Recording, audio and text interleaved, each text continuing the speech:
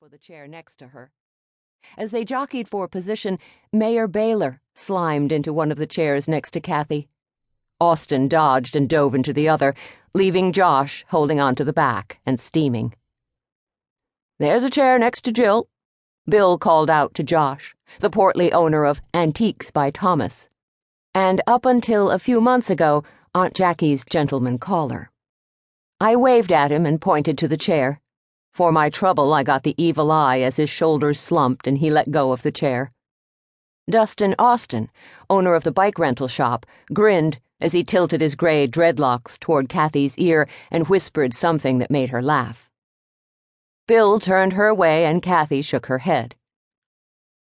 "Sorry, but you're all so entertaining. I can't believe I didn't move here years ago." "Glad you're enjoying your first meeting. Now that we've all settled in, Mary, do you want to give a summary of the upcoming Summer Beach blast?" As Bill looked at his wife, I saw the adoration he had for the woman even after so many years. Mary smoothed her skirt as she stood. "As you know, summer traffic really picks up around the 4th of July. But June can be a little slow. So we're sponsoring a festival starting tomorrow to bring in tourists and hopefully customers for your shops. Our bed and breakfast is already full for the weekend, and we're hearing that the others in town are nearing capacity." A loud motorcycle roared up Main Street, and Mary, along with the rest of the committee members, switched their attention to the window. All I could see was a huge bike with an equally large rider in black leathers. I could see he wore a gang patch on his leather jacket, but couldn't read the lettering in the short time before he disappeared out of my view. "And that's what worries me about these activities." Pointing to the window and the now vanished rider, Josh interrupted Mary's presentation. "Are we sure this will bring in the right types? I don't want to see any of those motorcycle gangs taking over South Cove. Let them stay in South Dakota where they can't do any damage." "Not all motorcycle clubs are gangs." Dustin had started renting scooters in addition to the bikes last month after he'd received a large inheritance from his recently passed wife, Casey. Well, actually, recently murdered wife. But Austin had been cleared of her death even though I still thought he should be charged with being a royal jerk. "That's right. My cousin rides a motorcycle and he's not in a gang at all." Kathi added to the discussion. "He just can't afford a real car right now.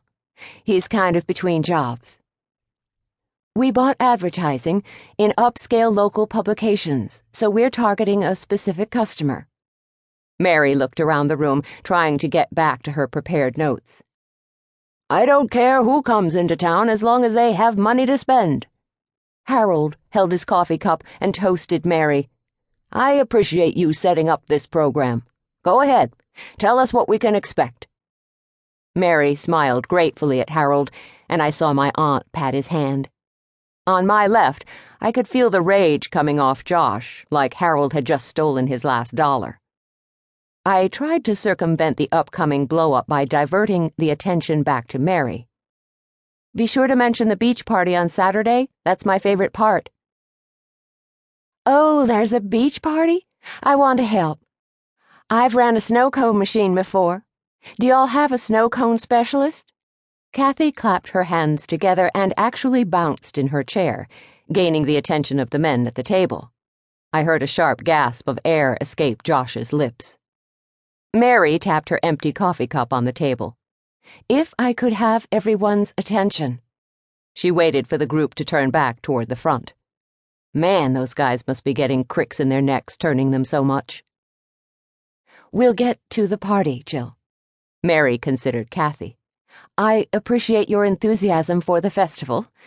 I'm sure we can find something for you to do to help. Let's just go over the schedule first, and maybe something will pop out at you." She took a breath and dove into the list of events happening starting the next day and running through mid-next week. Mary scheduled the celebration to start on a Wednesday to try to bring in traffic to our normally dead days. We were setting up the new Coffee, Books, and More mobile annex at the beach starting on Thursday. I'd scheduled Sasha and Aunt Jack.